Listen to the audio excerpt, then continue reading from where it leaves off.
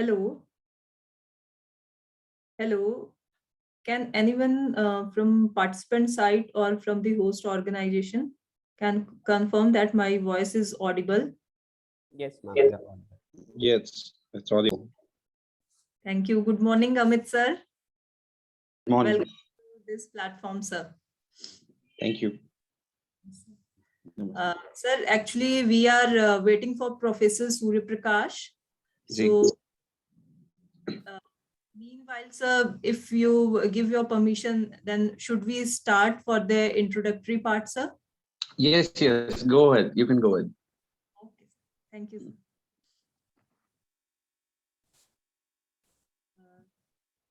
Namaskar and good morning to all the panelists, dignitaries, and dear participants.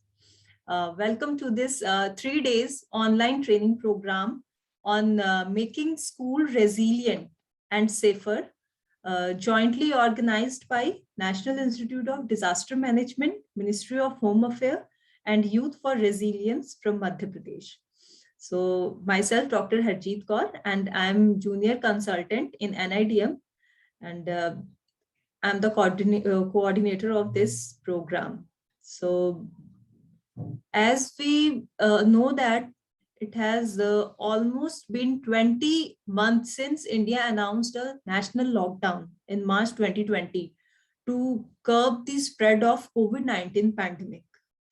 And as a consequences of this lockdown, schools in India have been identified close. And due to this protected lockdown, the education outcomes of more than 320 million students in India have been adversely affected.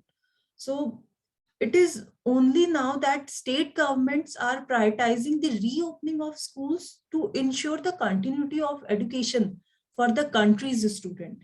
And while we are discussing about the school safety amidst in this pandemic situation, so it is important to deliberate upon not just the safe reopening of school, but also an innovative mechanism of education delivery to the vulnerable and at risk of children in our country. So it is hope that this virtual training program will highlight these important issues and lead to actionable outcomes in ensuring the continuity of education for India's school-going children and adolescents. And if talk about from my point of view, my perspective, I would suggest that we need to work to ensure that school facilities and the communities they serve become more resilient to uh, yes, we should make these communities and our school facilities more resilient to natural hazard also by reducing the physical impact of disaster. Uh, so the initiative work with ministries of finance, public works, education sector to integrate risk consideration into new and existing education investment to increase the resilience on large scale.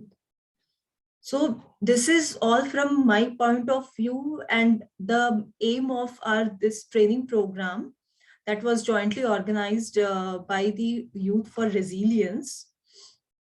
So now to draw the curtain of the inaugural session, we have joined by Shri Amit Kumar Dadich, Executive Director, Ex-Training Officer, Home Department, Government of Madhya Pradesh.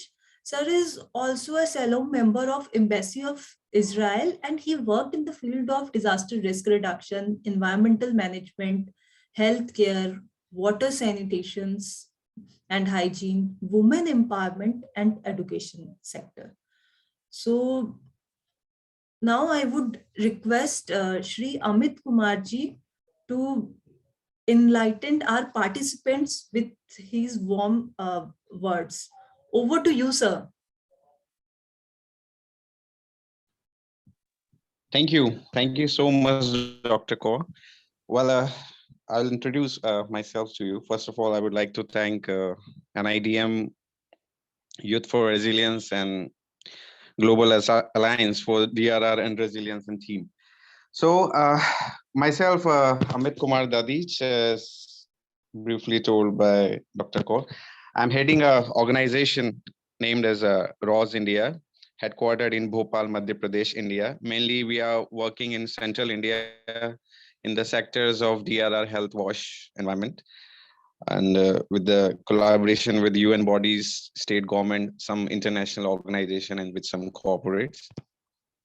So let's come on the today's topic, making school resilience and safer.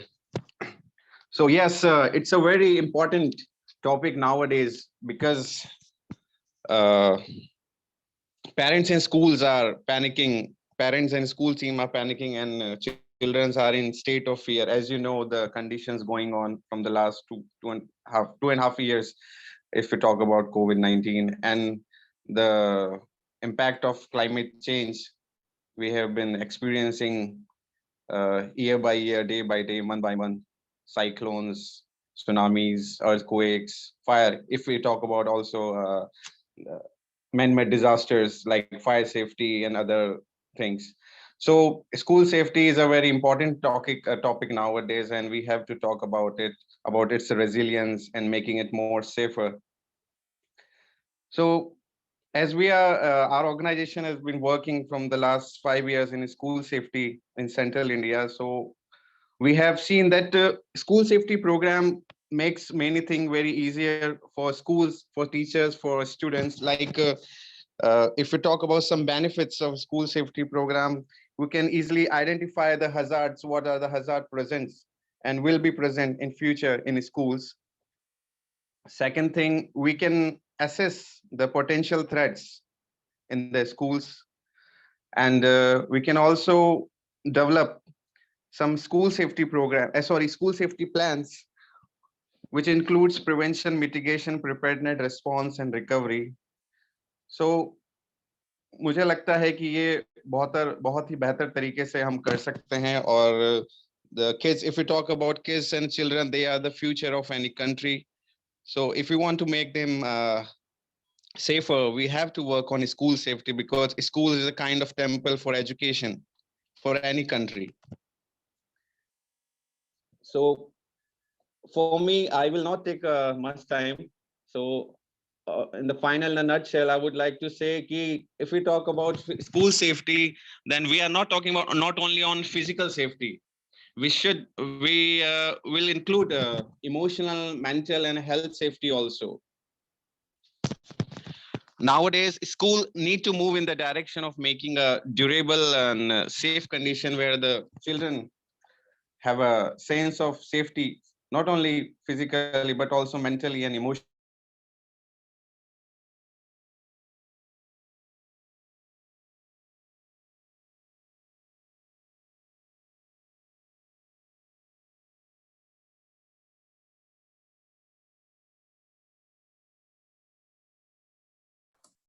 I've seen the brochure. We have a very experienced faculties over there in this program, 3 days online program. So I would like to congratulate all the participants, and thank you NIDM, Youth for Resilience, and Global Alliance for DRR and Resilience, and team, especially Dr. Kaur, Nitish Barole and team, and all the best to all the participants there, so that they can learn many things from this online platform.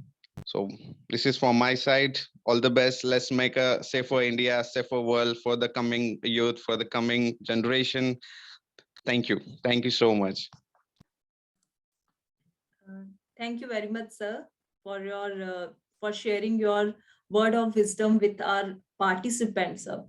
So as sir, you have rightly pointed out that we need to focus for not only for the physical resilient infrastructure, but also for the reopening of the school, and what step we should taken forward for ongoing sessions also. So thank you very much, sir. And I think Surya Prakash sir is not joined us. No, I've joined Dr. Okay. Yeah. Okay, sir. Thank you, sir. Thank you very much, sir. So now we have joined by Professor Surya Prakash, Head Geometrological Risk Management Vision of National Institute of Disaster Management, Ministry of Home Affairs. So we are very privileged with your presence, sir. So now I will not take too much time. So I would request to please enlighten our participants with your words. Sir. Over to you, sir. Thank you, Dr. Harjeet. Am I audible? Yes, sir. So first of all, let me welcome all the distinguished guests of the inaugural program, the delegates, participants, the organizing team, and our co-partners in organizing this particular 3 days online training program. As all of you know that children are our future, and we care more for them than anything else in our lives.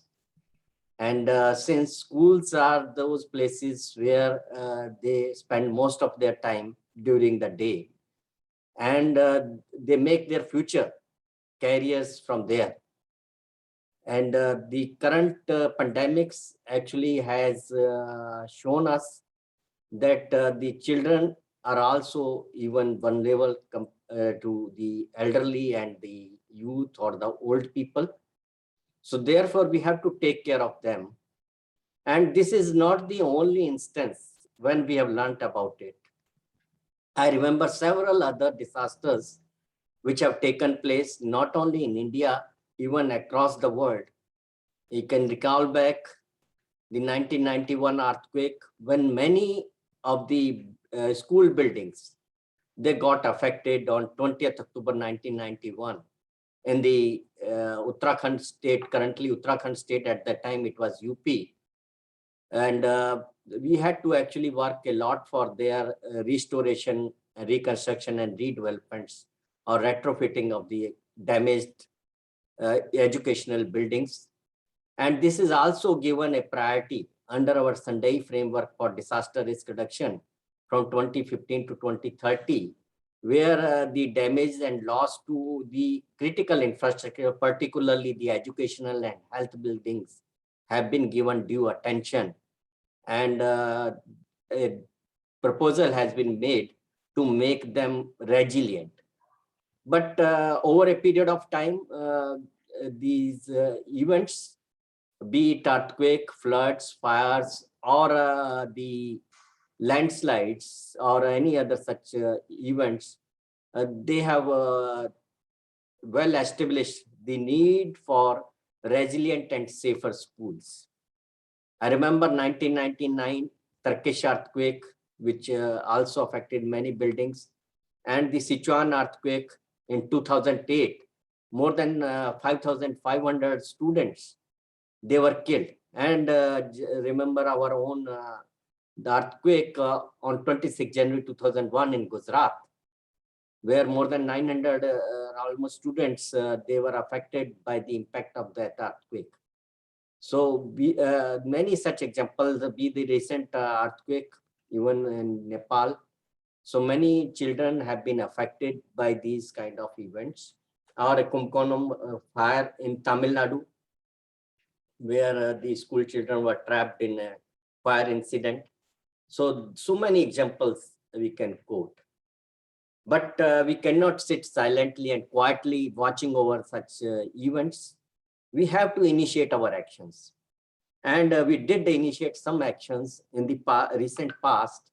I remember the National School Safety Program, which was guided and run by our National Disaster Management Authority, all across the vulnerable states. And also the World Bank at the global level, they also started a roadmap on safer and resilient schools.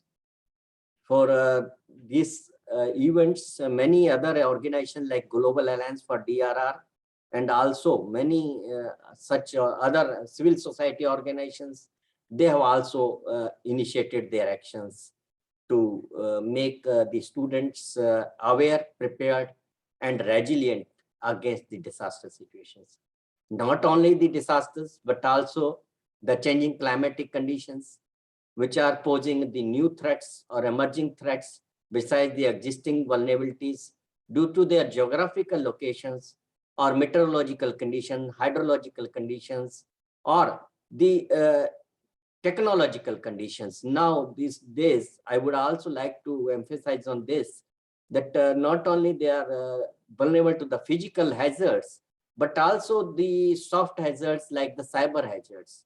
With the expansion of the digital education due to the COVID situation, they are also being exposed to the cyber threats and risks, which also need to be actually prevented, averted, or against which these children need to be made prepared. So there are many aspects, dimensions, and factors which we have to include in our program.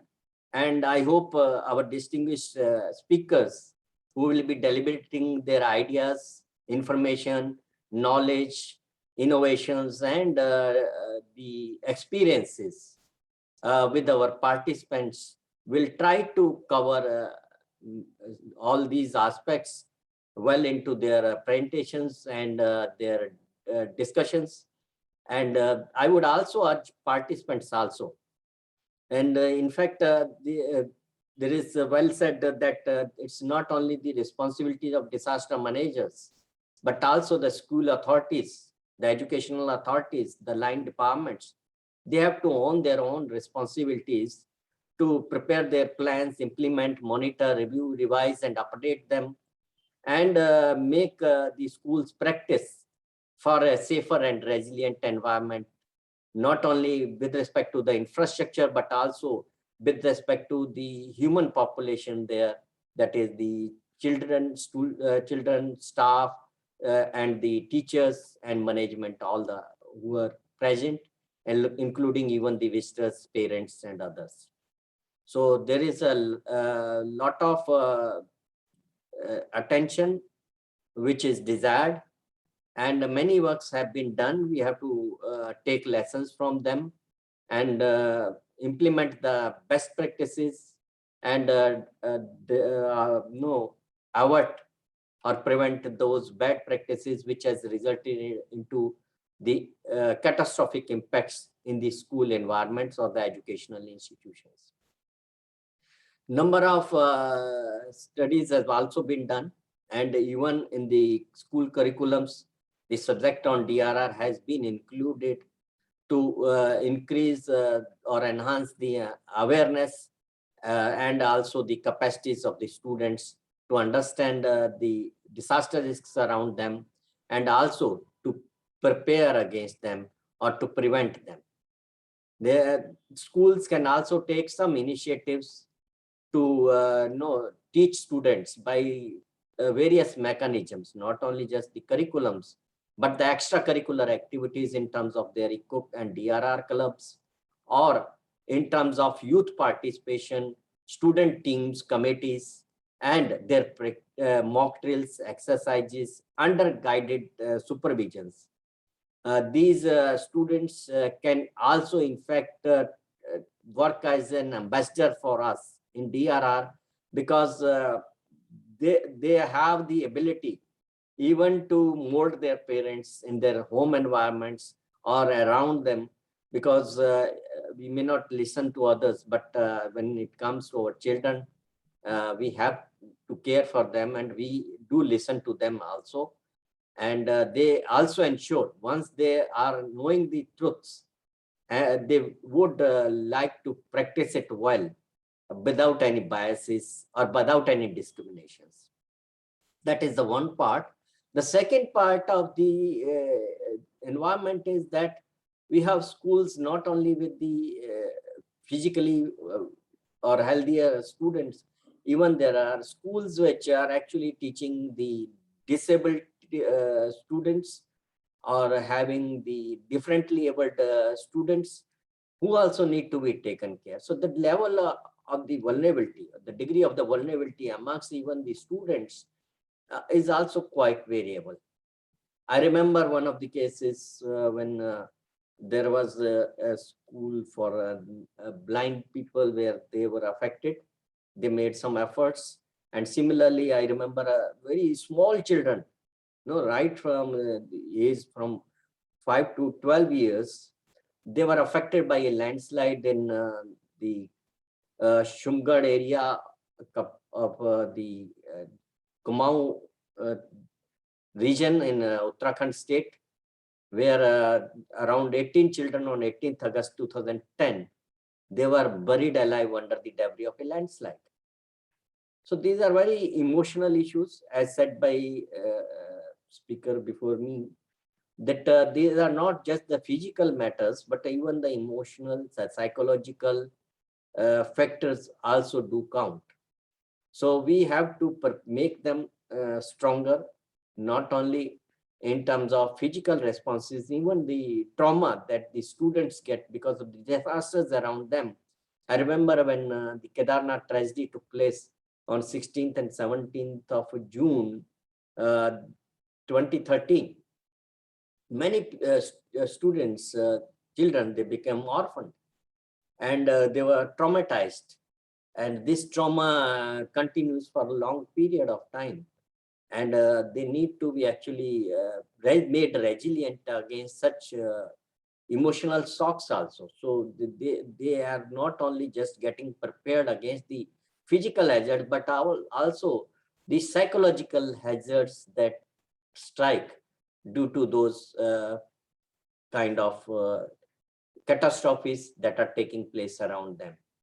So I think this is very appropriate program.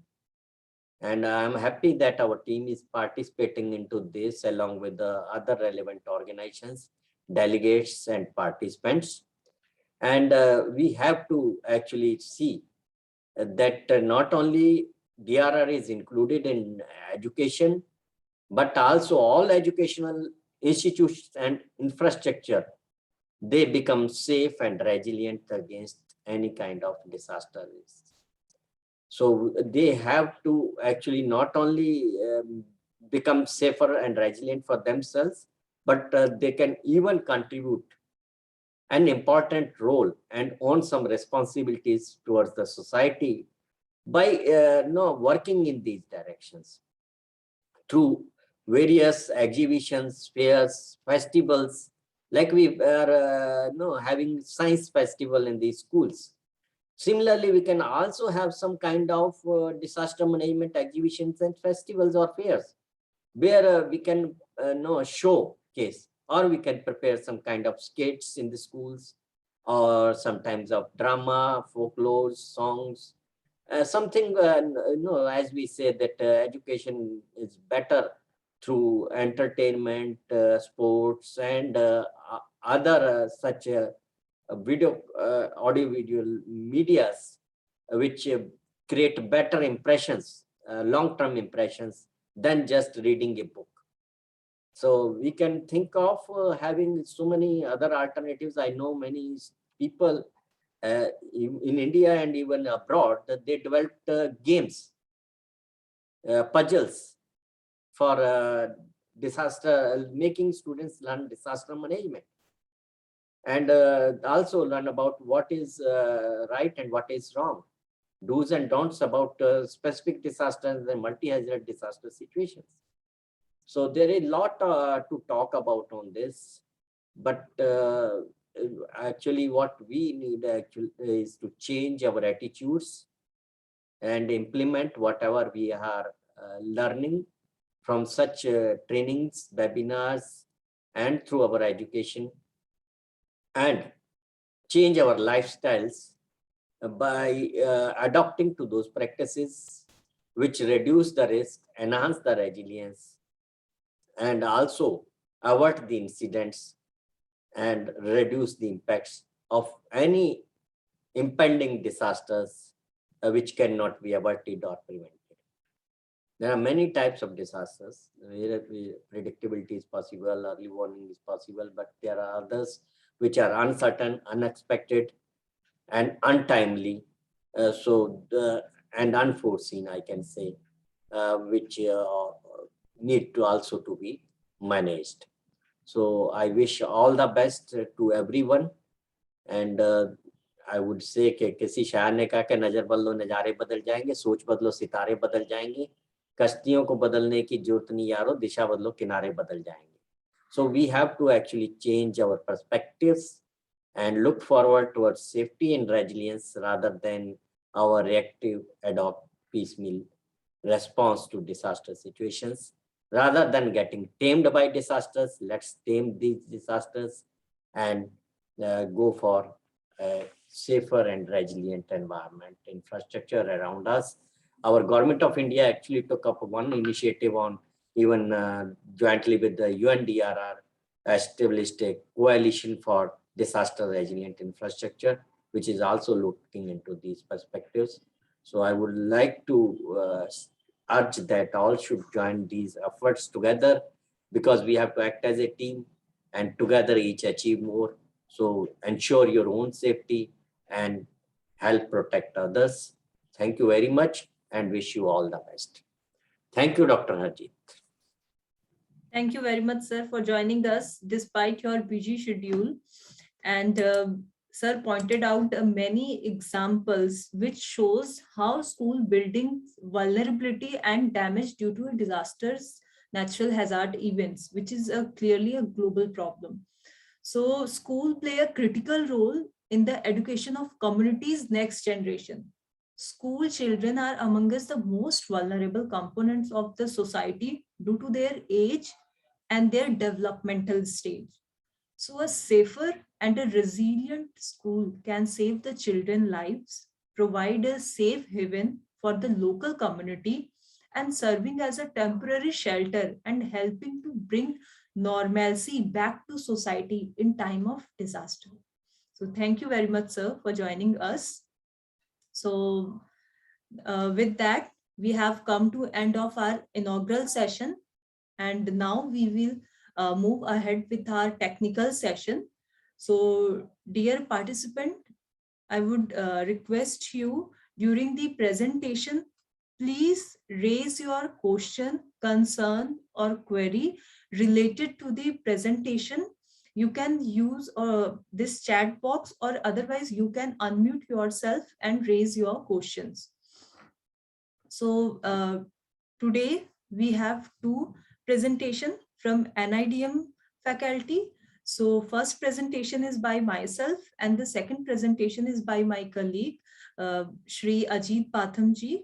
So now moving ahead to our technical session. So just give me a few seconds so that I can share my presentation with all. Just give me a minute.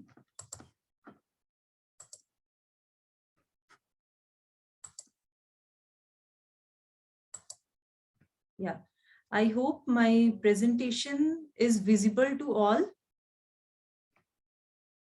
Can anybody confirm from the side of present participants? Yes, ma'am. Okay, thank you. So today we are going to discuss about the basics things related to the disaster management. Sorry to where- interrupt, ma'am. Yes. Can you please make it on full screen? Sir, it is already in full screen. Sir, It is not full showing. screen. But from my end, sir, I have make it in full screen and it's showing also. Doctor Kaur आपका ये show नहीं हो रहा है full screen. नहीं, आप please एक बार. हाँ जी जी मैं फिर से एक बार शेयर करती हूँ. जी जी जी.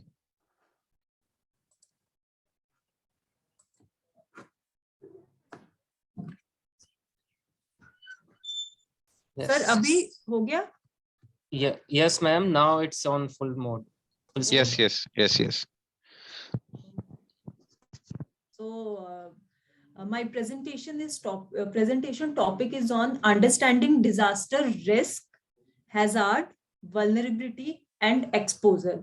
So before entering to the technical part, I would like to share the COVID appropriate behavior as our society is facing the third wave of corona virus. So it's our duty and mandate to share the COVID-19 preventive measures with all the participants. So here we can fight against COVID-19 with basic few steps, like we should wear mask properly, wash your hand with soap and water. If water is not available, then please use the alcohol based sanitizer.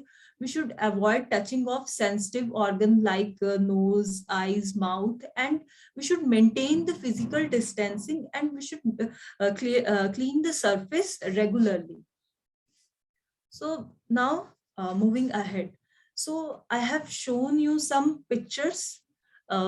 It's you can see from the left side, it's a picture of flood, that is water inundated in the urban area. Then fire hazard, it's a building collapsed due to earthquake for the cyclone. So from the main objective of these images is to show you, from these images you can imagine it's a natural hazard, so, and anthropogenic hazard also, the fire hazard. So here we use the term hazard. So we should know what is hazard and how would we categorize any event as a hazard. So the basic thing is, we should, like in the dictionary mode, hazard is defined as a rare or an extreme natural or human made event that threatens to the adversely affected human life, property, environment, in that extent of causing disaster. That is called as a hazard. Then how we can characterize any event as a hazard? Just take an example of an earthquake. If an earthquake happens in a bare land, okay, and there is no casualty of life losses, no damages of building infrastructure, economic damages, no damages. So we will not consider that earthquake as an hazard. So similarly here, that's why I have put a question that how would we categorize any event as a hazard? So when an event may cause loss of life, injury, or other health impact, and social impact, or economic disruptions, or environmental damages, or you can say the environmental degradation, a hazardous event is manifestation of a hazard in a particular place during a particular period of time. So this is the basic definition of hazard and how we can characterize any event as a hazard. So next, here I'm showing you one table where I have categorized a different type of events, you can say. Like first I have mentioned the measles.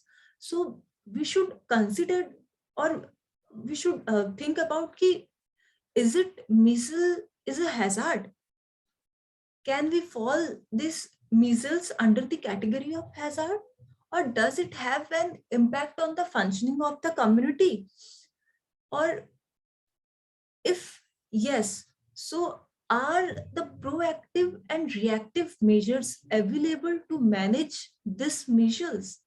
Or does the hazard measurable spatial and temporal component, or is it a complex hazard? So when we have to characterize any event as a hazard, we need to think about this question. Is it? So similarly, like in case of measles, we are not taking it as a hazard because it's not impacting on whole community right now. Okay, but if you can take an example of pandemic, the coronavirus, तब क्या हम बोलेंगे? Obviously, we are taking it is under the category of biological hazard. हम इसके बाद different type of hazard discuss करेंगे, but right now हमें अपने आप को able करना है. We need to focus कि how we can take any event as a category of hazard. Now, the next example is e-waste, that is electronic waste. So, is it under the category of hazard? No, because it is in India, we are not taking this e-waste or electronic waste under the category of hazard. So it is under the category of electronic waste. Then thunderstorm. Yes, thunderstorm is in category of hazard. Flood is under the category of hazard. Landslide also. But the self-directed violence is not under the category of hazard. So like this way, we need to classify these events as a hazard. Next. So in definition, I have told you any hazardous situation which turns into a disaster.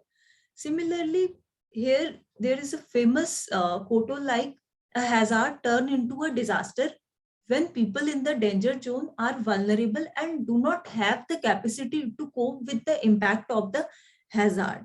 Okay, and we can just justify this sentence with the image. From this image, you can just see this is, just suppose it is an hillock. So this person, this man is vulnerable due to this boulder. Now this person is under the category of vulnerability. Okay.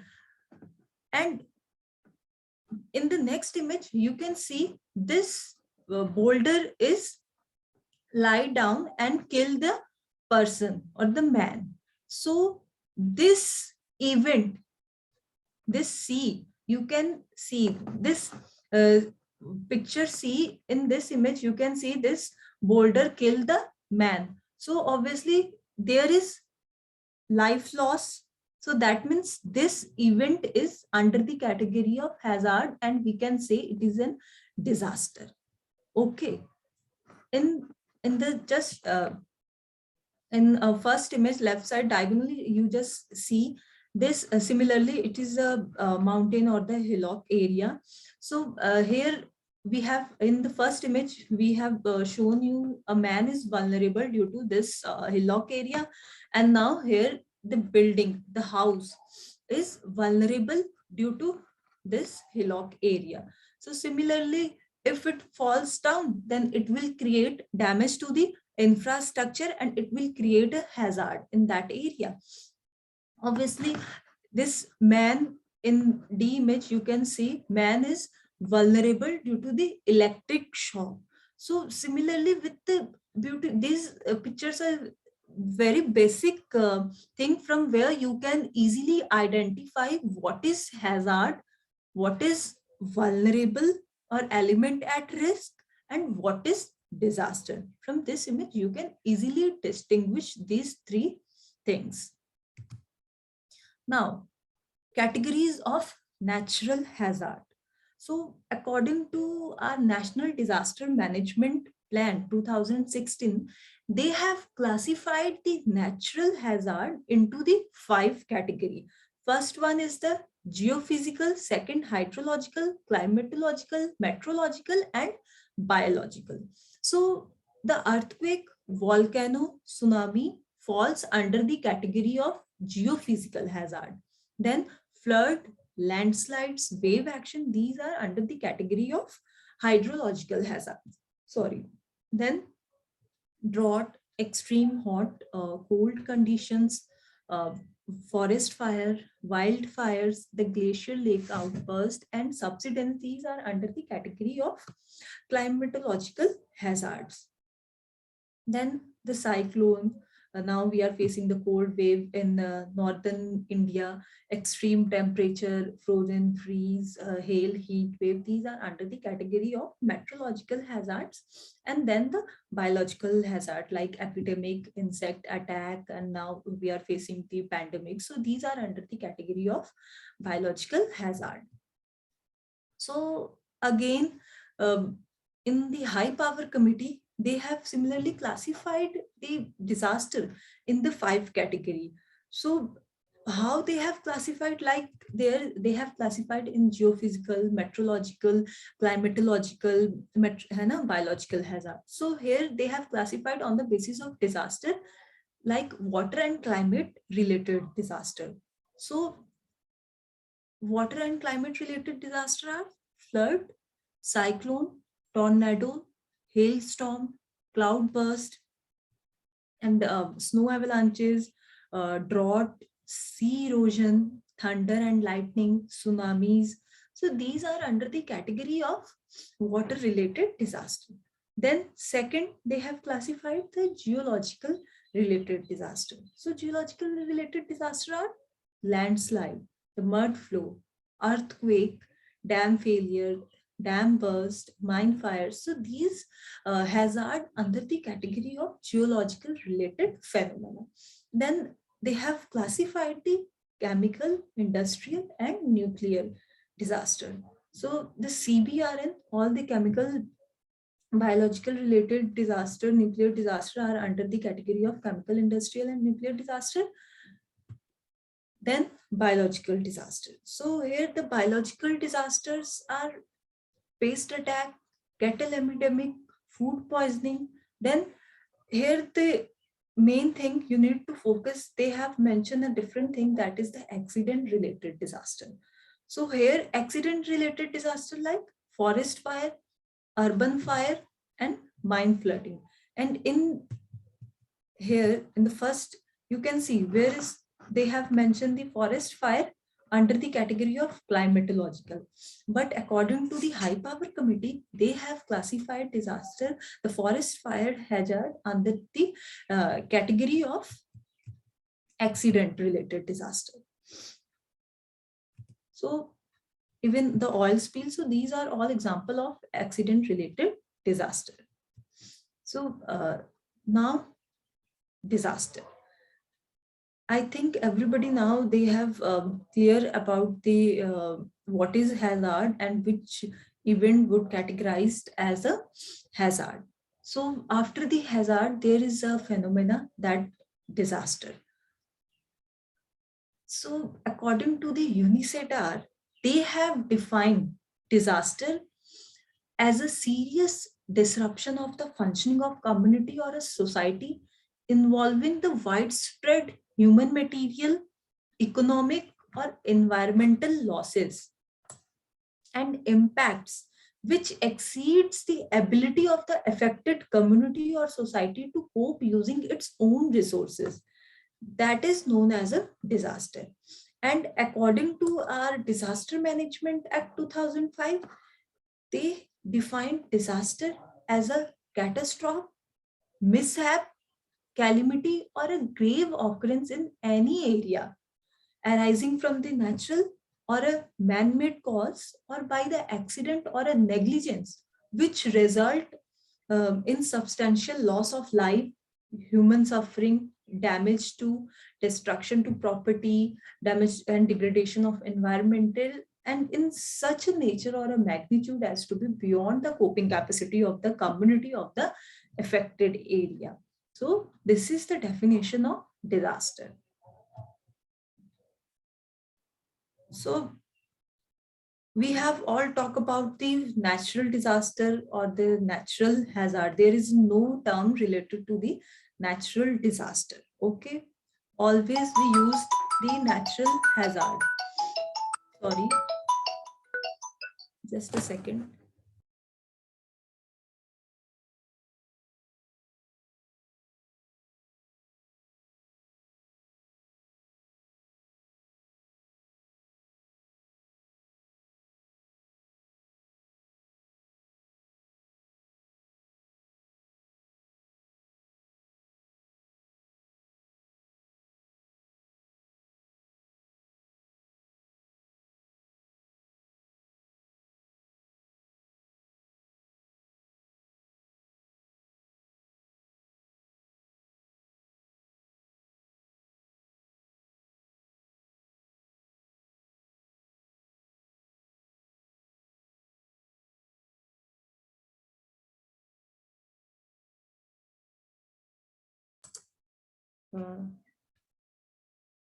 sorry for that.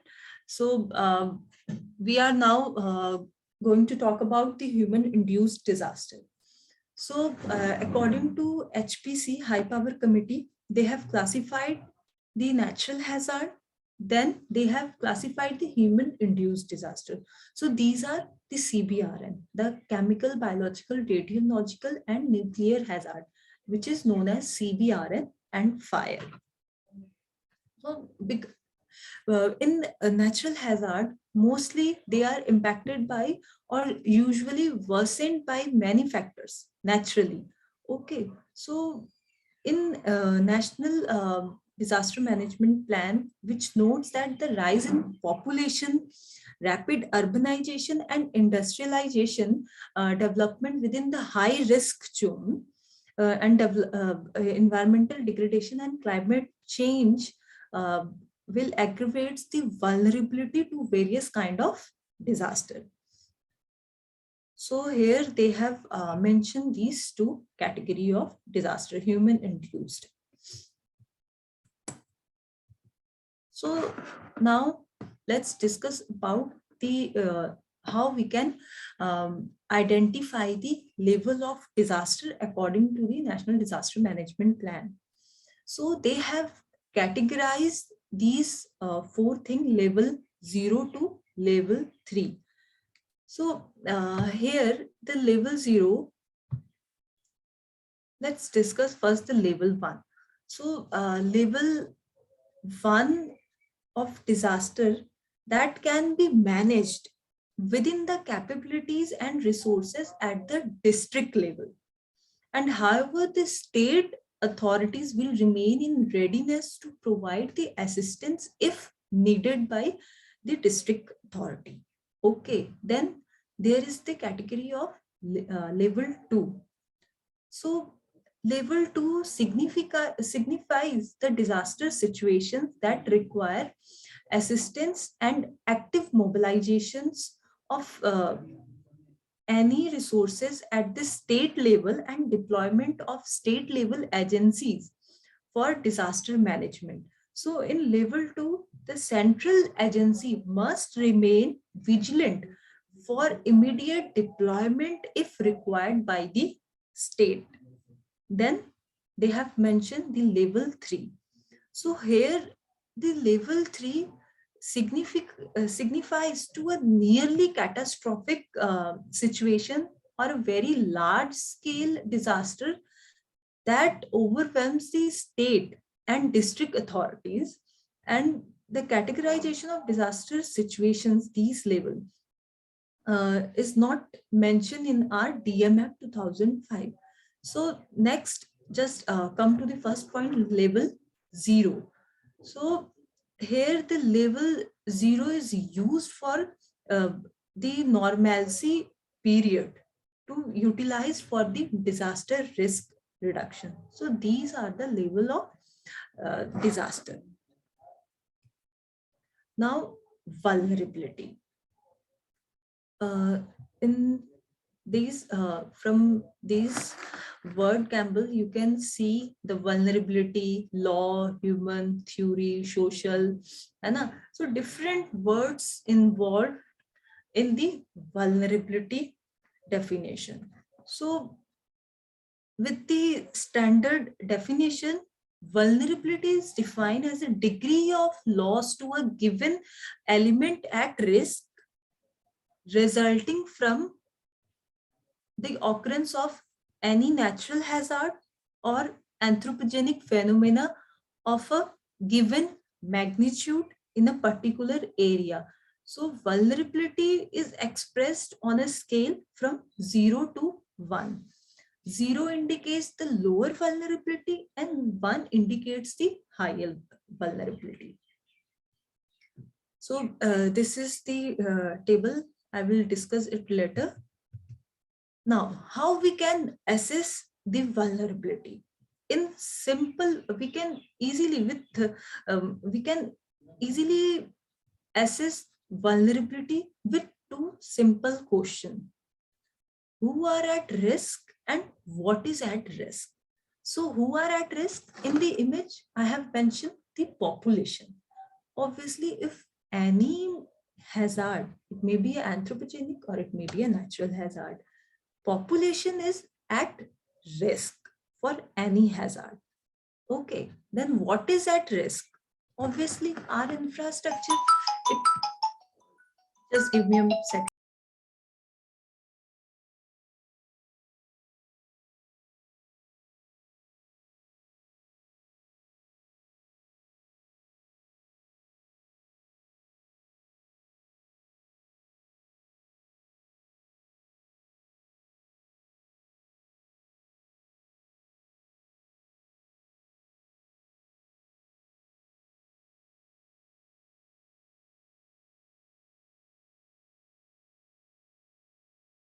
Yes. So here we are talking about the vulnerability and how we can assess the vulnerability.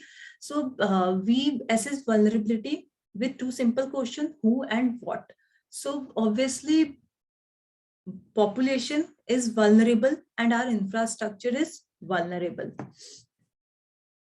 In under the category of infrastructure, we can consider like the buildings, road, uh, and the pipelines. All these are under the category of infrastructure. Means you can for your research work also, you can just go through research article and you can easily distinguish, or you can easily categorize the vulnerability into a different subgroup, like a physical vulnerability, uh, then there is a social vulnerability, economic vulnerability is there, and somebody also calculating the environmental vulnerability. So it's depend upon you what type of vulnerability or element at risk you are considering for your research work.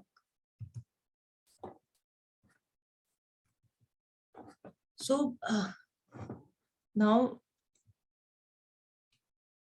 what is capacity? In the definition of disaster, I have told you about the coping capacity, where the community is not able to cope with that situation or any event. So here the capacity is defined as the combination of all the strength, attributes and resources available within an organization, community or society to manage and reduce the disaster risk and strengthen the resilience. So this is the definition of capacity, or in one word, you can say the ability of coping and responding to reduce the losses. Then specific risk.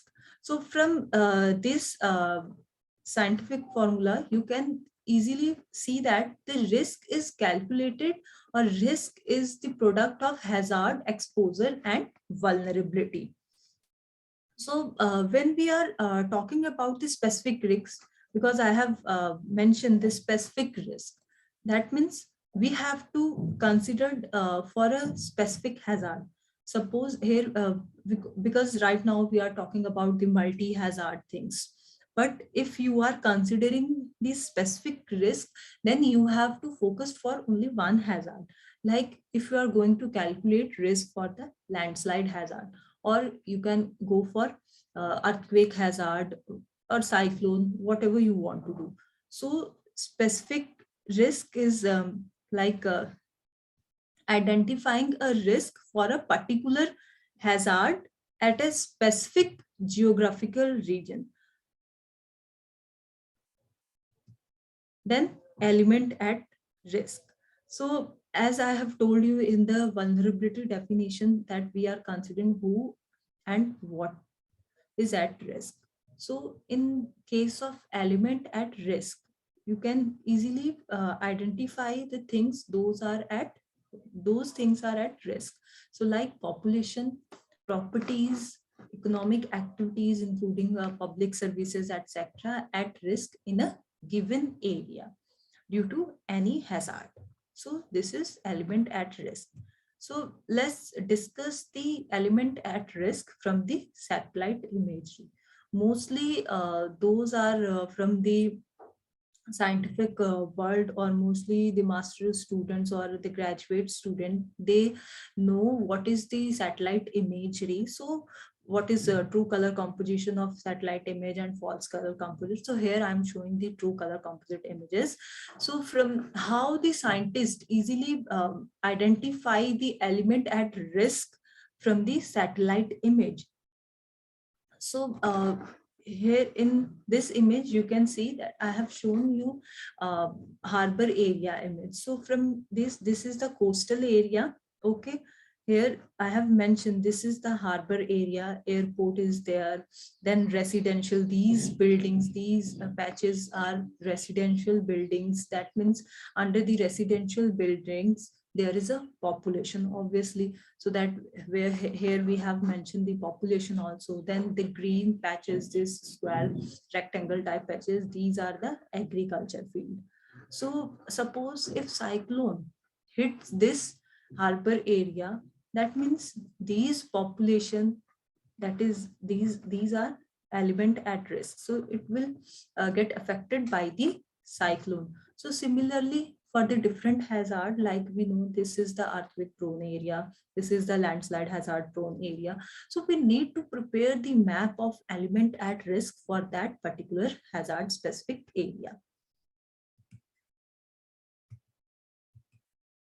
This is the similar image for the cyclone, that these is the fisherman colony. Similarly, this is the village, or if cyclone hits this area or tsunami hits this area, so the population infrastructure is vulnerable due to the cyclone or the tsunami. Now, how we can analyze the risk?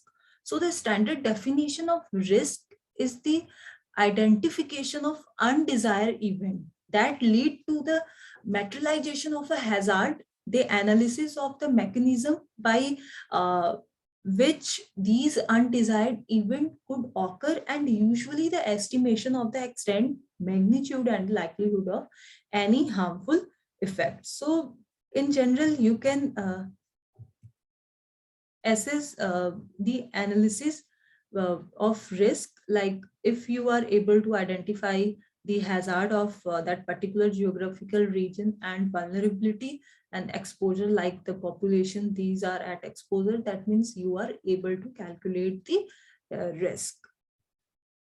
So now the response. So the DM Act defined disaster response as the taking of appropriate measures to respond to any event, including action taken and measures planned in anticipation of, during and immediate after any event, to ensure that its effects are minimized and that person affected by the event are given area immediately relief and support. So this is response. So the aim of response operation is to save life, protect the property and make an affected area safe. So this is the main objective of the response operation. Then recovery.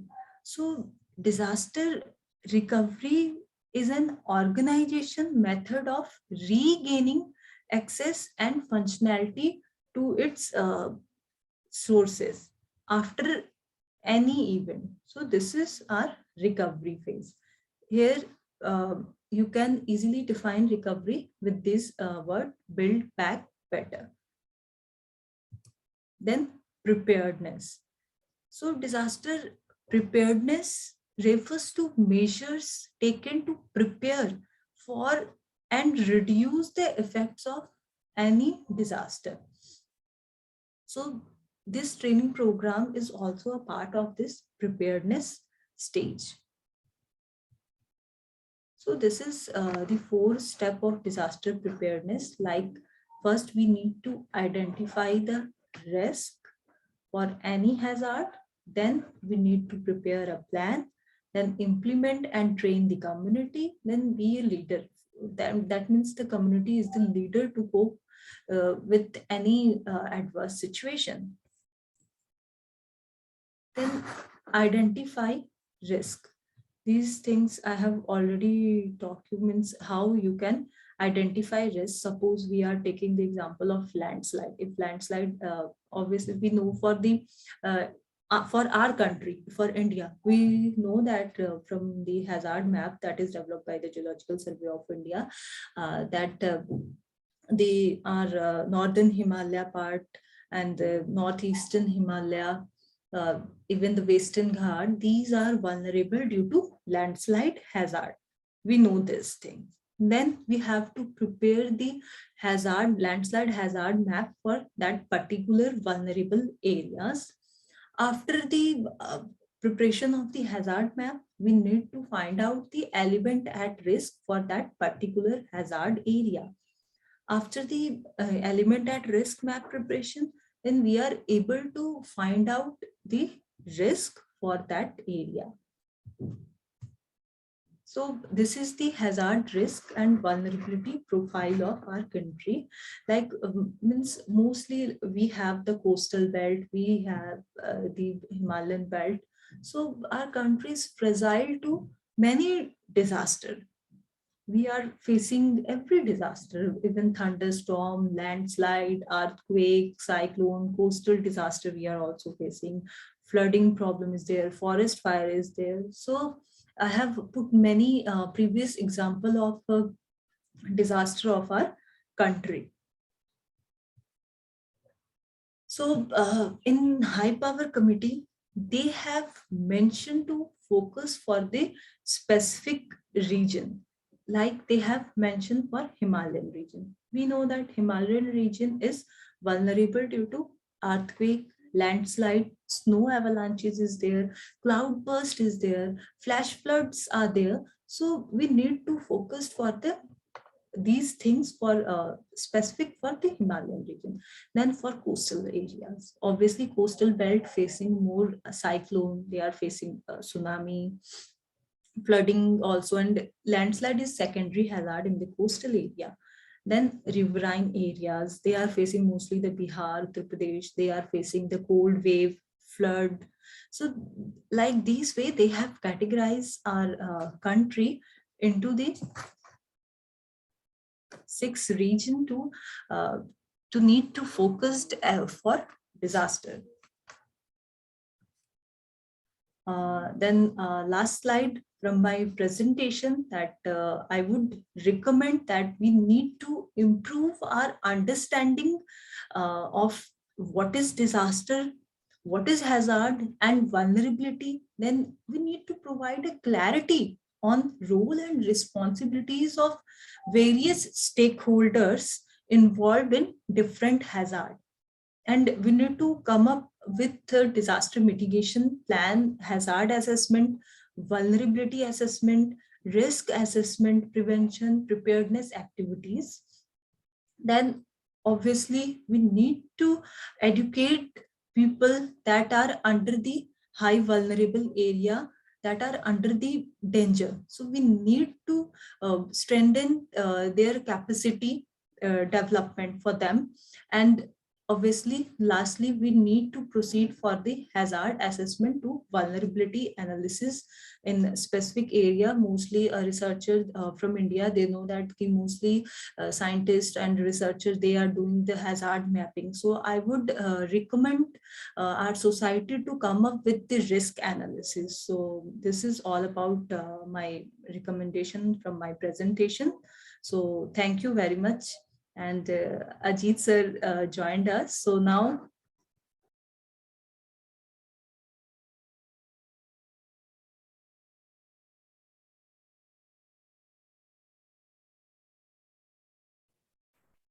Ma'am, you muted yourself. Give me, yeah.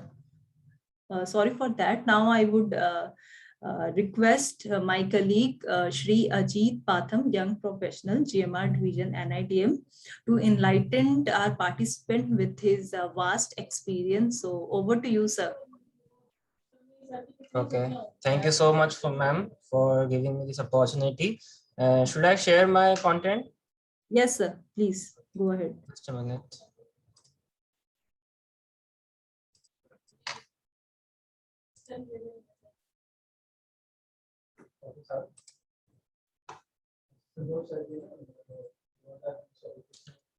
Ma'am, can you please confirm, am I perfectly visible and my Yes. PPT is also visible?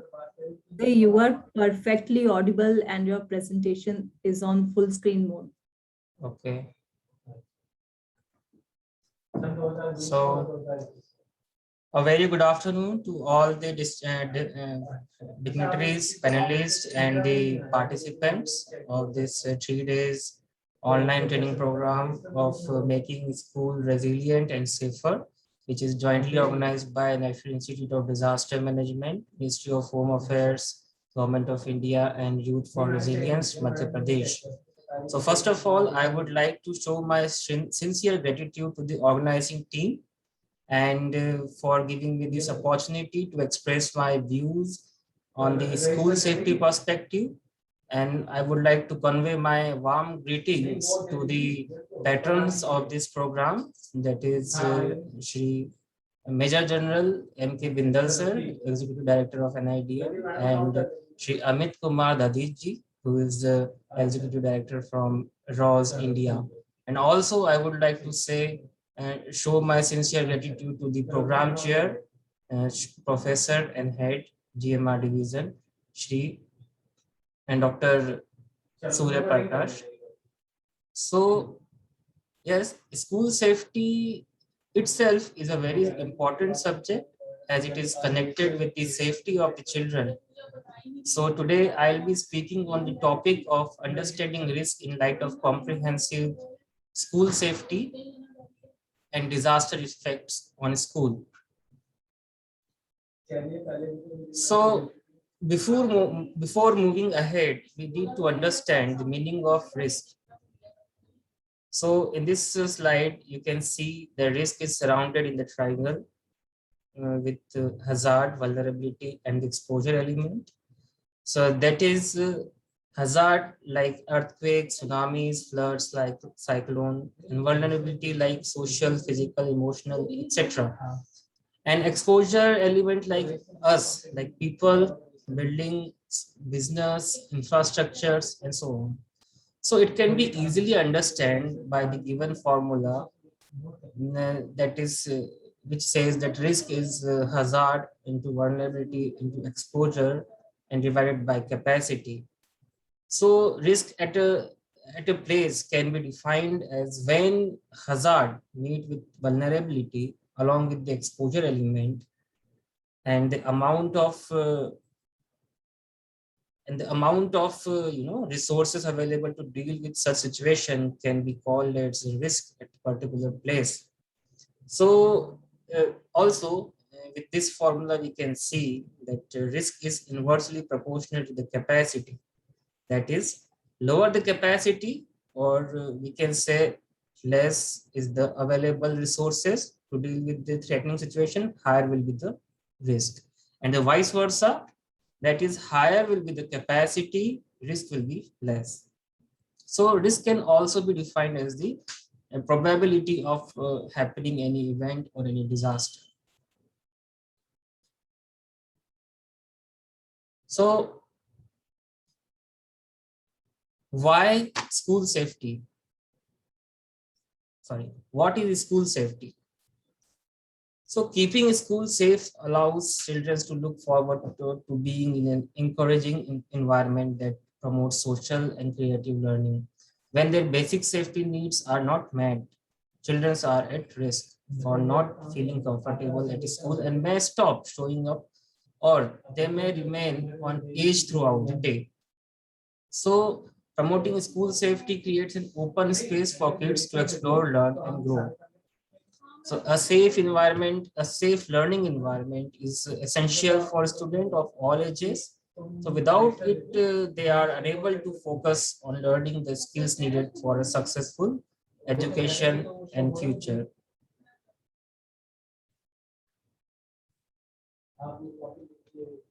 So now is the question is why school safety? Why school safety? So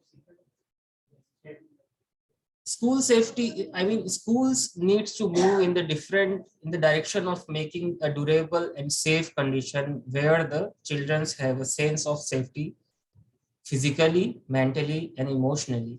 Even child should be allowed to question and express themselves in a non-threatening environment. This may take on physical safety is simple. There are guidelines set by the education board and international research bodies. Each school need to follow them diligently and not compromise to save resources. So in my views, this is the reason why school safety is needed.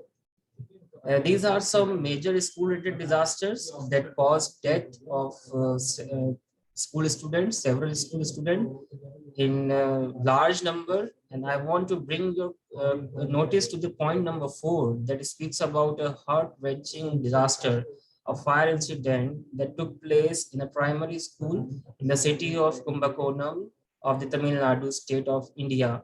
That earlier Dr. Surya Prakash also uh, enlightened in his inaugural address. So this disaster shook the nation as 94 primary kids were, dead in this fire incident. So it was a major fire incident, and that caused a large number of childs. So now let's move on to the safety component of the school. The essential component of the school safety can be physical safety, emotional and personal safety, social safety, emergency preparedness, and cyber safety. So one by one, I will try to elaborate each point, what comes under these essential component of the safety in respective of schools. So in the physical, yes.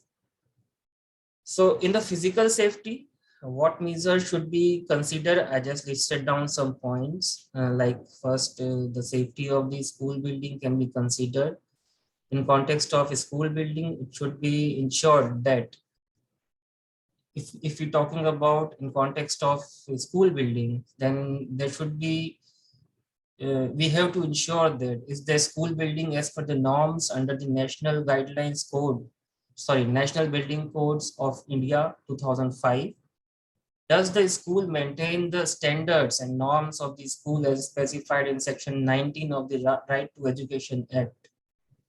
Has the building been certified as per the norms and as safe for housing for a student by the local authorities? Further, we have to ensure is the school building and premises free from inflammable and toxic material.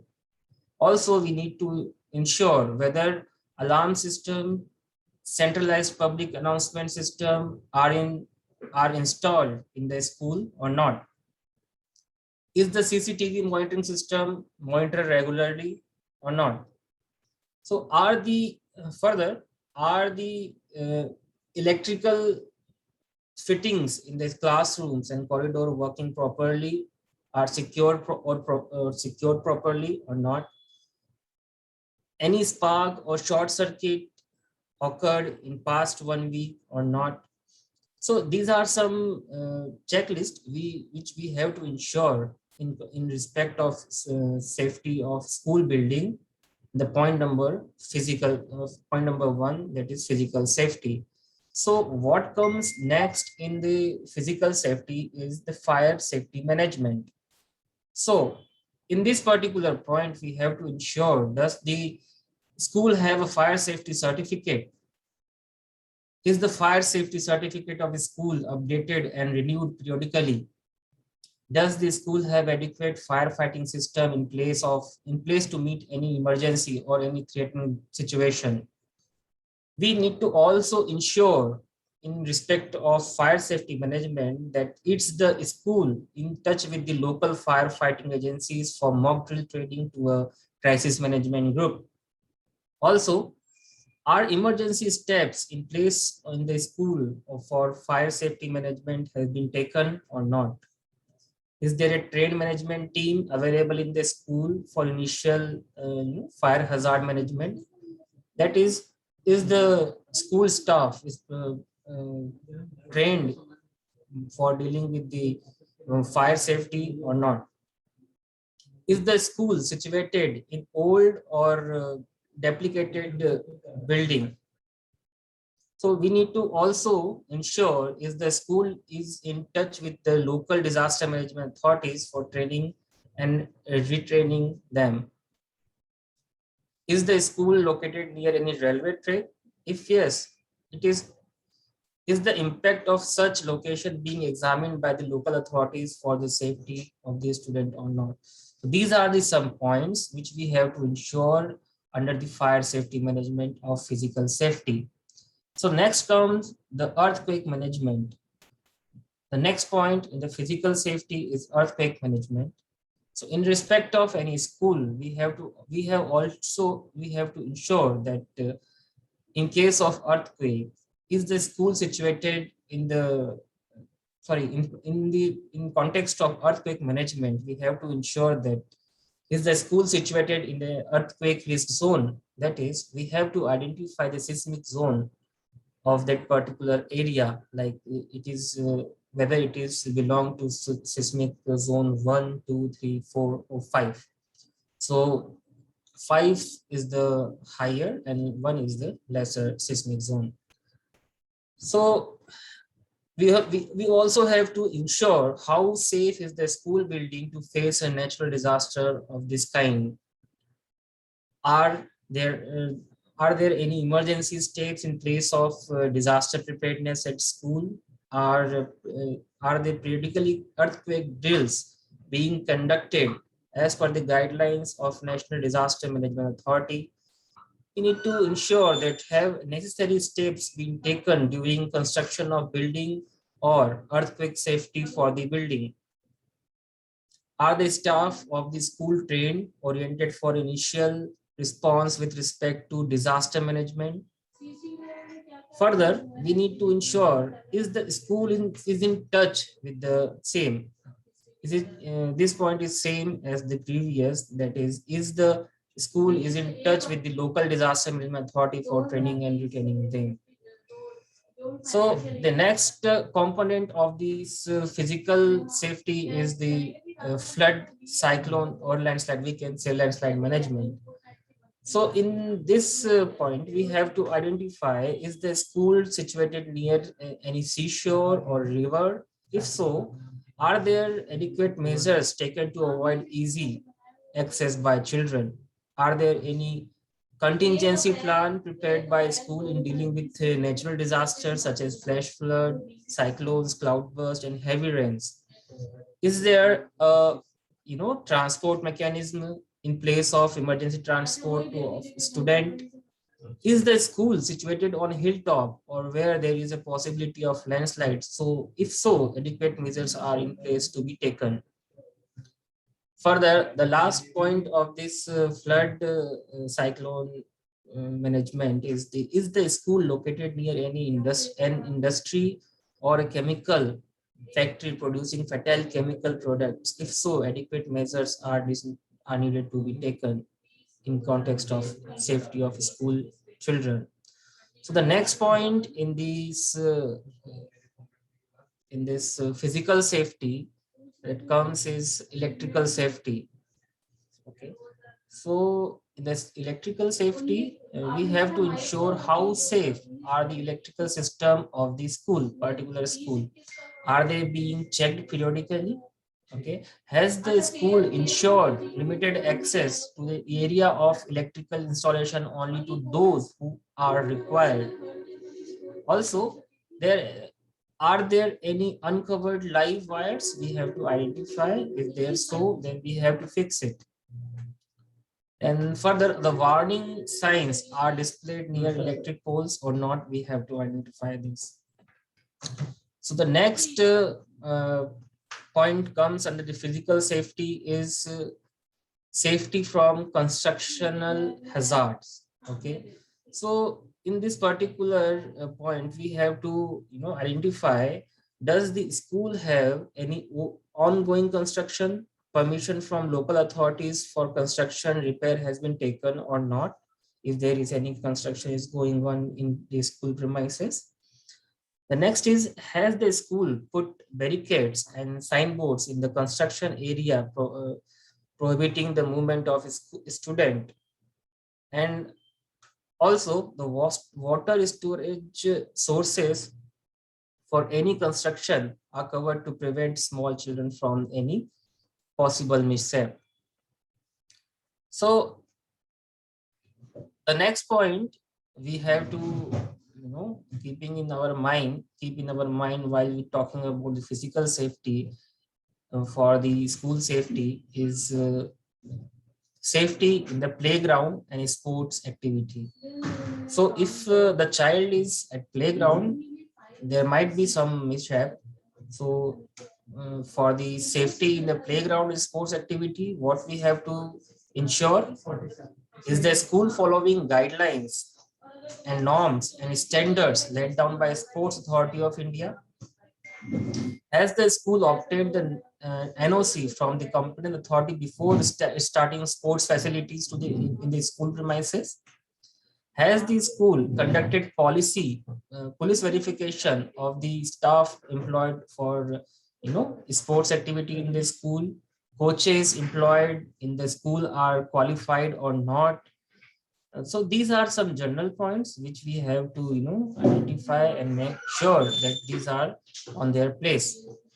The next is you can see the water tank. Okay. So in keeping on view of the water safety, we have to ensure if the safety certificate for drinking water has been obtained or not. Is the water source well protected or not? Is the water provided to the students tested by the local authorities periodically or not? Does the school ensure safe potable water always or not? And also we have to make sure, does the school have a water management system in the event of fire? Is there access to such resources or not? The next, which is very important, that is laboratory safety. Most of the school has their chemical lab in their school. So keeping in view of their safety, we have to ensure that are the laboratories in the school positions as per the rule or not? Is there a space for free mobility for students in case of any emergency? That is, proper exit are there or not, if we are talking about a chemical laboratory in school? Is there a first aid box available in the laboratory? Is there a proper ventilation and exhaust facility in the laboratory? Is the school team trained to meet any emergency in the laboratory or not? So we have to make sure while we are talking about the physical safety in context of chemical laboratory.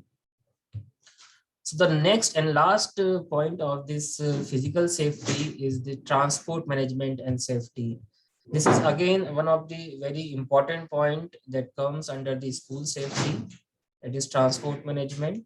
So we have to identify that is the school owning running buses on lease for the student? I mean, whether it is hired or it is the school owned bus, we have to make sure. And has the school complied with the rules and regulations stipulated by the local transport authorities and guidelines by Ministry of Road Transport and Highways?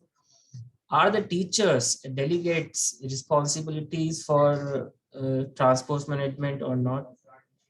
Are the school bus driver trained and have a regular license for this for driving this school bus or not? We have to also make sure that proper speed detector, or we can say speed reducer, should also be installed along with the GPS in the bus, in the school bus. Has the school obtained a signed affidavit from all its employees that are, that they have not been accused of offenses under any child related laws, if we are talking about driver of this bus? school bus context. So these all are the points comes under the physical safety of school safety. The next point is emotional and personal safety. So in emotional and personal safety, we have to deal with the trauma management. If so, in the trauma management, we have to observe. Or we have to ensure that we have to observe that does the school have a trauma management team to meet any accident or disaster? Does the school have the contact available for trauma management or not? Are the senior person in the school aware of the telephone number of the hospital, ambulance, and the fire station near the school? So these are the trauma management tips. And the next is very important under the emotional and under the emotional and personal safety comes the next point comes is the safety of the children with disabilities. So for this we have to make sure are the school and premises it is the premises of the school is the disabled friendly or not.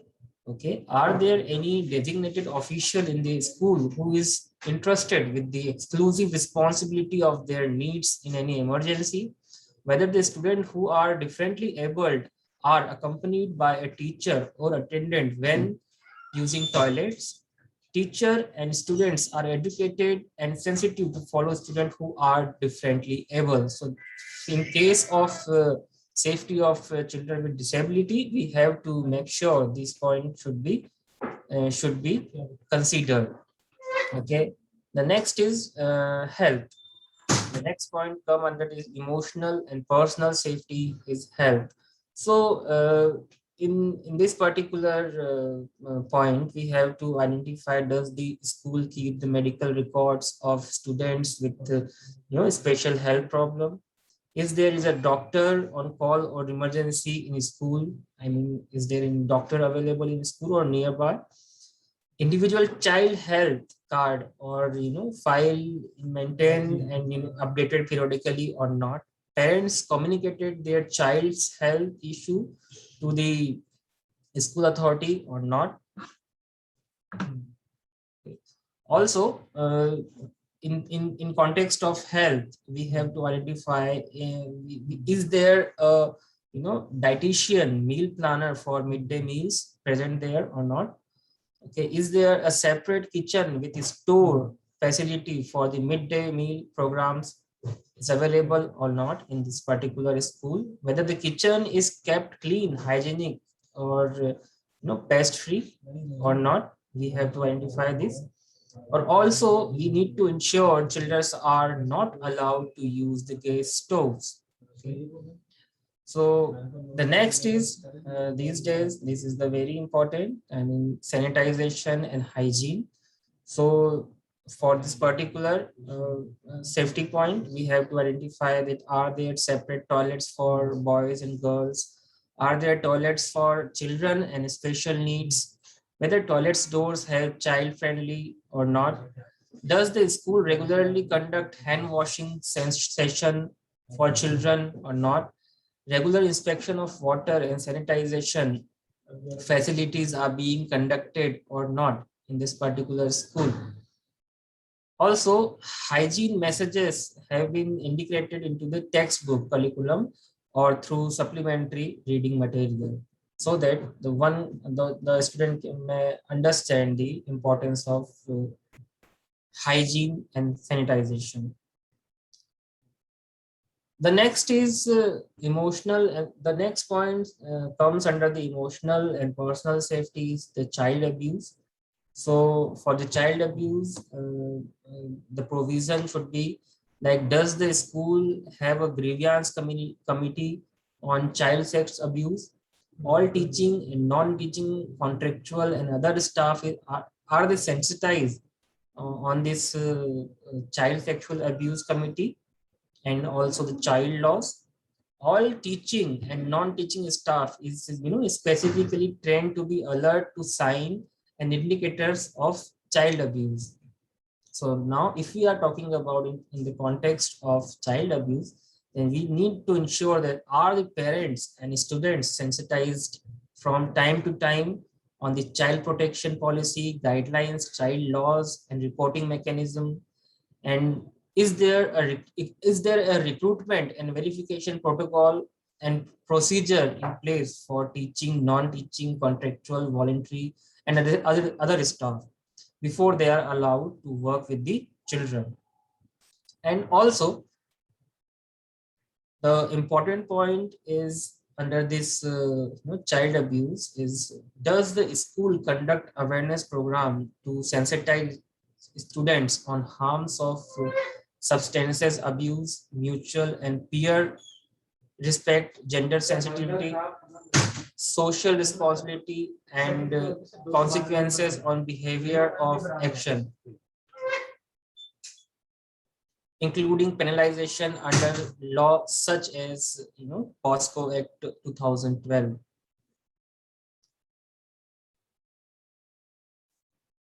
The next point that comes under the school safety is social safety. Okay, so for the social safety, we have to make sure that are the children given guidance and trained on adequate age appropriate social skills in managing emotions and building healthy peer relationship. Is there an anti-bullying committee in school formed or not? Are children aware of this anti-bullying committee or not? If not, then there should be awareness session that can be familiarized with this anti-bullying committee. Through conducting session on the life skills, our student taught coping skills to manage fear, anger, and stress and prevent abuse on self or other, to build self-esteem and confidence among students. We need to ensure that are all types of bullying is discouraged and prohibited in the school premises. Students are asked to refrain from bullying, ragging, criticism, rude language, and malicious gossiping. So in point of this particular, in context of social safety, we have to make sure all this point.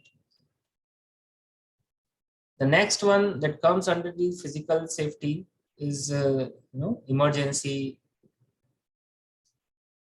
preparedness. Okay, so for the emergency preparedness, we can refer the National Disaster Management Guidelines for School Safety that was prepared by the National Disaster Management Authority and launched in the year 2016, that have a comprehensive school safety guidelines. And so one may refer these guidelines for the better safety environment in the school premises. And there should also be a resource map available in each school. If you take example of a school disaster management plan, then there is a provision of preparing a resource map along with the vulnerability map. So in the resource map, you have to locate all the resources that are available with the schools, like fire extinguisher, first aid kit, and other resource which can be used in the wake of any threatening situation. They should be pointed out in this particular map. Also, there should be a evacuation map of the building. If we are talking about a safe premises in a school, then there should be a evacuation map of that particular school that shows the exit path of from each classroom to the assembly area in wake of any threatening situation or any threatening disaster. And in emergency preparedness, we need to ensure that whether the fire mock drills are conducted regularly or not. Okay, and also the emergency contact number should also be available with the school all the time.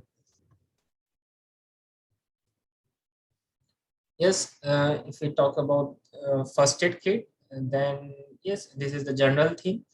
and it should be available in each school along with all the uh, items, that is thermometer, roller bandage, and splints, cottons, iPad, adhesive tape, band-aid, scissors, box, and so on.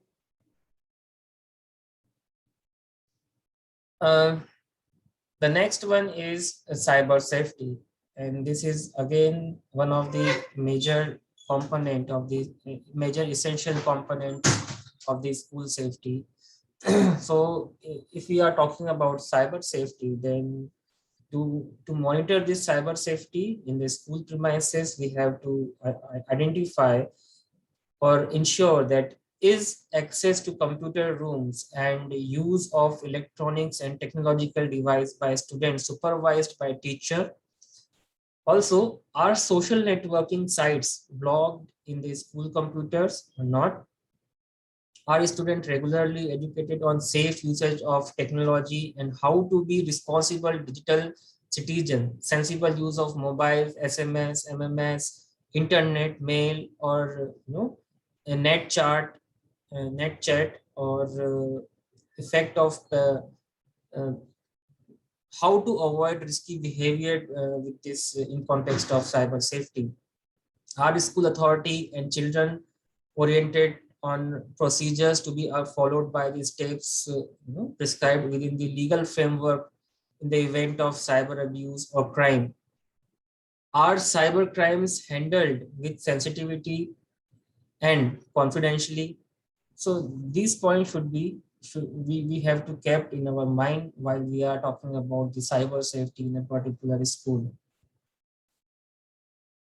So keeping in view of the safety concern of the school, the government of India took initiative and launched the school safety project through National Disaster Management Authority in the year 2016, and this project was named as the National School Safety Program. And the insight of this project is you can see is given below, like under the project. Formulation of national disaster management guidelines on school safety policy was conducted. Preparation of teaching, preparation of TOT module was launched by NIDM. Translation into regional language and printing of teachers training module was also conducted under this school safety project. Training of trainer program was scheduled as per the 15 trainers per district. Trainings of teachers was also scheduled, so 500 teachers official per district, and the preparation of a school disaster management plan in 2000 schools in each 43 districts was also targeted in this national school safety program. Also, the disaster review and approval of a school disaster management plan prepared by 2000 schools in each of 43 districts was reviewed, considered. Disaster preparedness kits in 2000 schools in each 43 districts was distributed. Mock drill in 200 schools in each of the 43 districts was done on time. Translation, printing, dissemination of education information, education, and communication material was done under this school safety projects. So these are some insight of this school safety project, which was governed by the government of India through National Disaster Management Authority. Again, how we can forget the COVID-19 pandemic effect and its impact on the school and child. School students are among the most affected by the by this pandemic. Or in a survey done by the multinational company KPMG, it has been found that in India around 250 million students were affected due to school closure at the onset of lockdown induced by COVID-19 pandemic. The pandemic posed several challenges in public and private schools, which include an expected rise in dropout, learning losses, and increase in digital divide. Also, during this COVID-19 pandemic, what the challenges we have faced is like curtailing dropouts during and post-pandemic. Sorry. There is a decline in learning outcomes and well-being. Also, the integration of digital-based learning is need of the hour. The role and capacity of the teacher is to be monitored once again. And also, what the challenges we have faced is the sustainability of private school. So I got this paper cutting from the Indian Express newspaper. It shows how this survey shows how schools were badly affected with these parameters. Like in chart 1, you can see the percentage of children with access to smartphone, and in the chart 2, there is a challenges faced by the teachers. In the chart 3, you can see the percentage of the children who receive help from family members. And in the,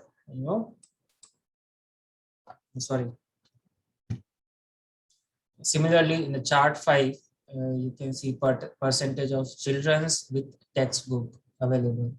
So this survey was covered in 25 states and 3 UTs, 581 districts, and so on.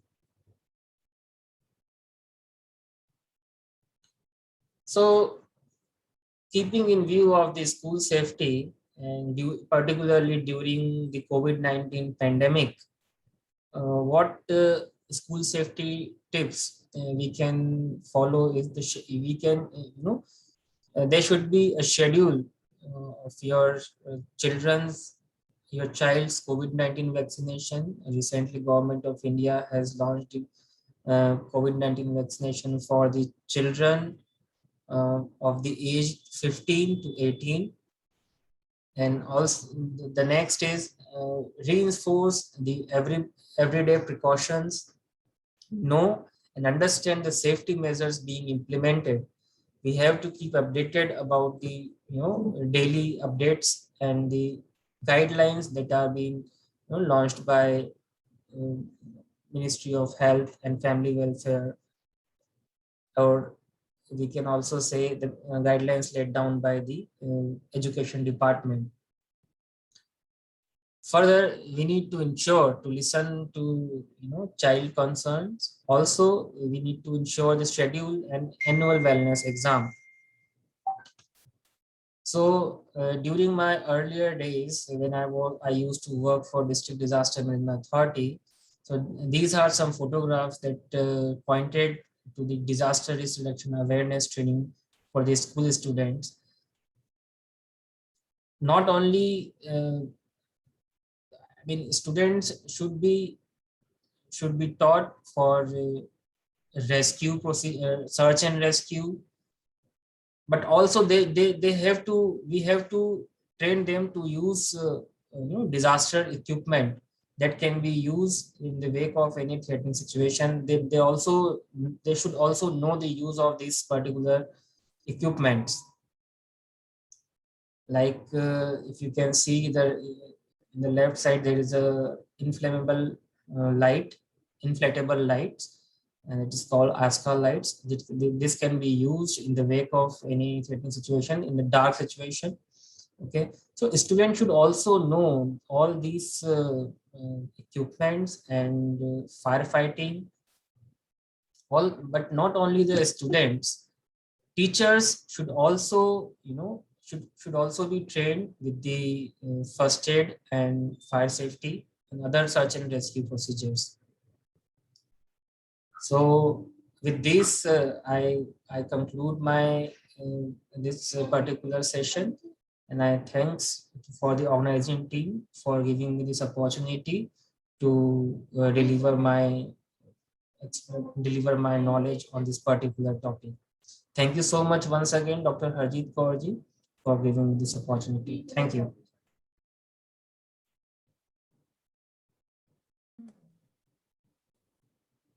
Thank you very much, sir, for your deliberation, wonderful deliberation, sir. And now I hand over mic to Nitish. Nitish, are you there? Yes. Yeah. Hello. Hello, everyone. Thank you, Dr. Harjeet and Mr. Ajit, for your wonderful sharings, insight. And you shared, the purpose of all these days to give the basic concept clarity about school safety, disasters, hazards, vulnerability, and you both of you explained very well. And now we have some times. So all of you, if you have any questions regarding the presentations, anything you want to ask, you can raise your hands and we can unmute you from here, or you can put it in your chat box and we can ask both of them. They are here. And one more thing, please don't worry about the recording and presentations. After the 3 days, we will be sending you all the recordings and the presentations to all of you. So please don't worry about that. And there's one more thing. The last day, on the 3rd day, we have a very specific two sessions. One will be on making school transportation safer, and the other will be wash in school. So this will give you more clarity about both the topics in the coming days. So now, please, if you have any questions, just raise your hand. And yes, thank you.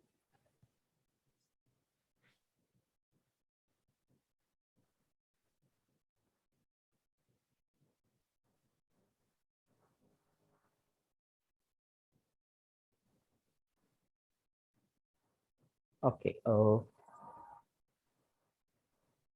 Fran, I hope I'm pronouncing your name rightly. Fran. Hello, can you hear me? Yes. Yes. Thank you so much for the presentations.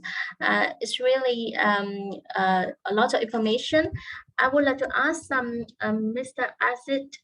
I listened to your presentation and I saw that it's a really comprehensive school when you mentioned many things from the physical to the emotional and also cyber safety, many things. According to my experience, when I'm working in Vietnam, for example, we just assess on the natural disaster.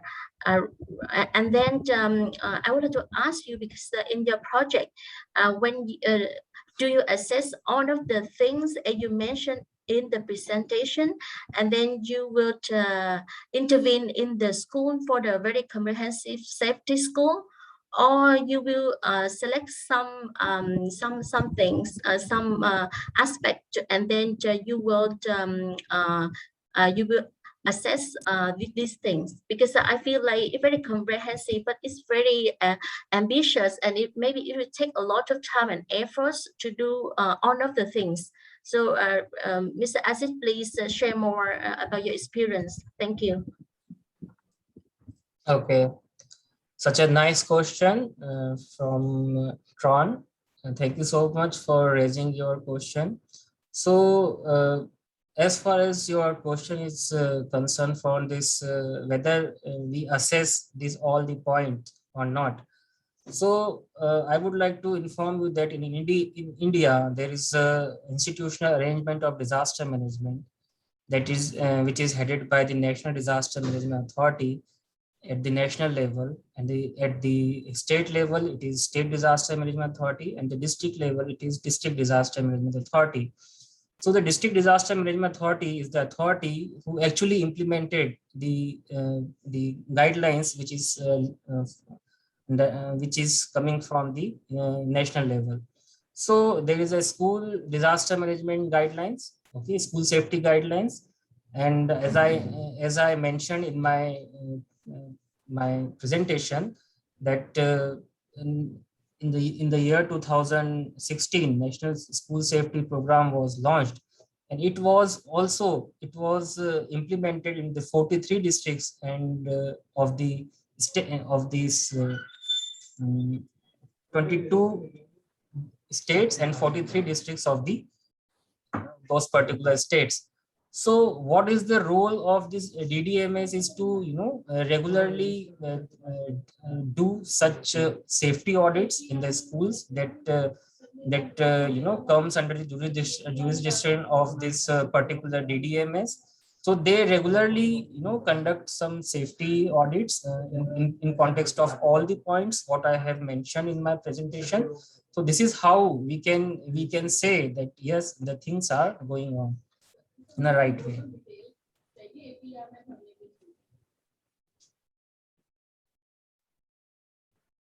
I hope you got your answer. So as I understand, you mean like you will assess all the things, right? Yes, exactly. They have the Yes. official, those working in the district disaster management authority, they have some checklist, and they Yes. they regularly conduct the safety audit as per the direction given Yeah. by the local district administration authorities. Yeah. So I would like to ask if you also will share some guidelines material maybe later in the class so we can learn from you. Yes, for sure.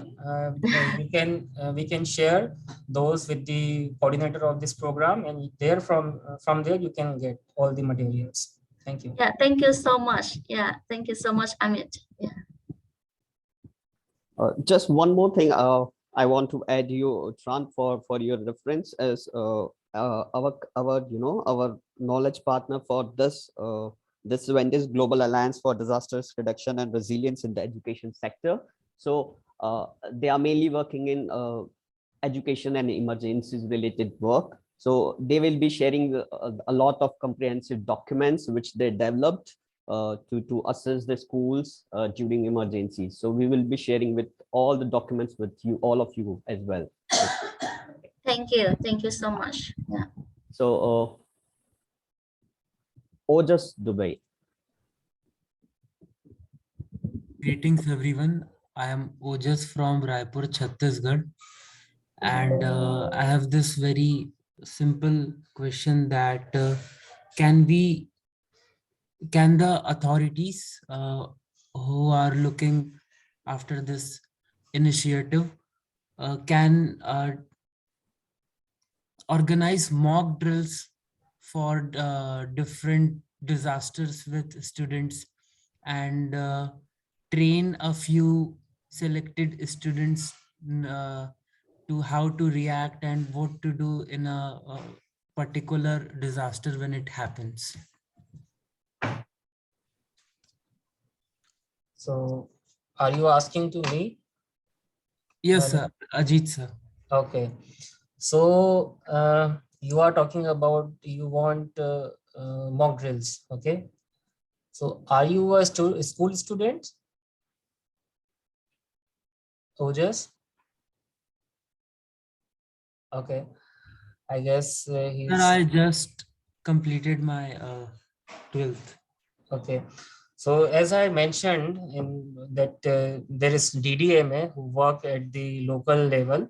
So you can those who wants to be conducted mock drill at their school premises, they can simply write to the local administration of that particular district to conduct the mock drill, whether it's on fire incident or earthquake preparedness or evacuation or any other building collapse.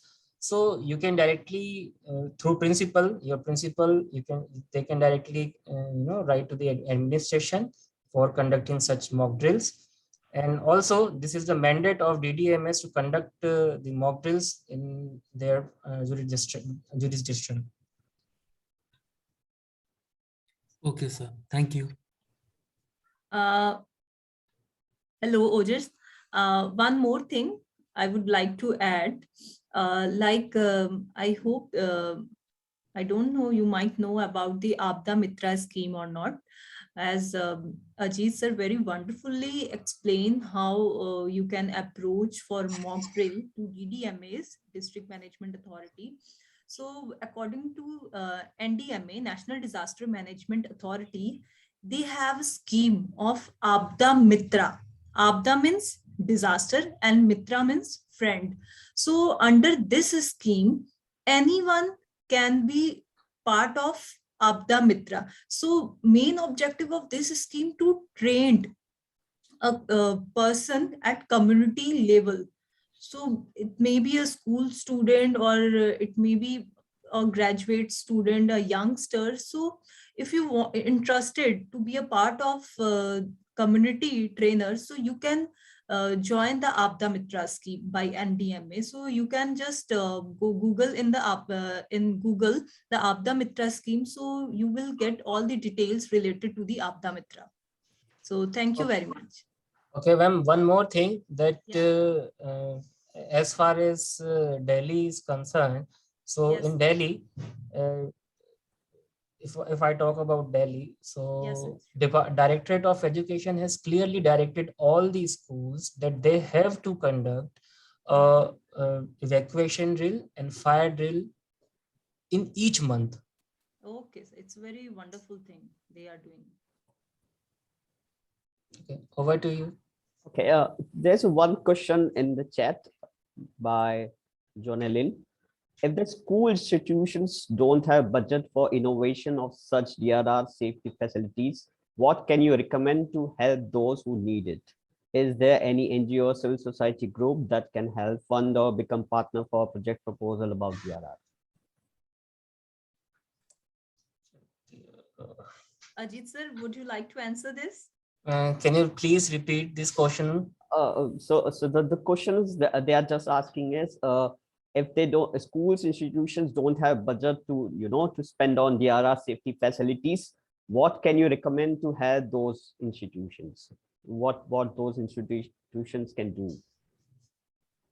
Okay, so they can simply, request to the Directorate of Education for providing this budget, and they can submit a draft, we can say DPR, detailed project report, in context of this DRR activities to their respective Directorate of Education office. And further, the education office can move it, to the concerned department for allocation of the said budget. Thank you. We have just last 2 minutes. So Amit sir, if you want to say something or ask. Yes.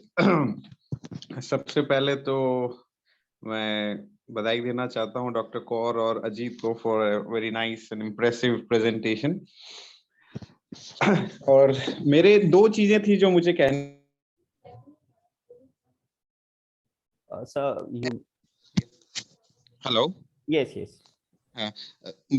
Two things I have to say that number one is कि क्या हम कुछ ऐसे movies वगैरह showcase कर सकते हैं अपने प्रोग्राम में? अभी 2 दिन हमारे पास है best practices in schools जो हुई हैं in terms of school safety, ऐसे कुछ अगर वीडियोस हमारे पास में हैं किसी स्कूल के गवर्नमेंट और मे भी प्राइवेट, वो हम शो करेंगे क्या क्या बेस्ट प्रैक्टिसेस स्कूल्स ने करी हैं for school safety. And number 2 is जो अभी जैसे हम बात कर रहे थे, अभी रिसेंटली आपदा मित्र की बात निकली थी, तो मैं चाहता हूं डॉक्टर कौर आपका प्रेजेंटेशन क्योंकि इंट्रोडक्टरी है तो उसमें आप ऐसी स्कीम्स भी शामिल करें जो एनडीएमए या स्टेट डिजास्टर मैनेजमेंट अथॉरिटी द्वारा चलाई जा रही हैं इंडिया के अंदर, तो ताकि ये भी जो हमारे पार्टिसिपेंट्स हैं उसको इनके बारे में पता चले। सो दिस इज बस ये 2 बातें मुझे कहनी थी, बाकी all the best, thank you so much and lovely presentation. Thank you sir. Thank you so much. Thank you sir, thank you. Okay. Thank you so much sir, and definitely we will take your point as a suggestion।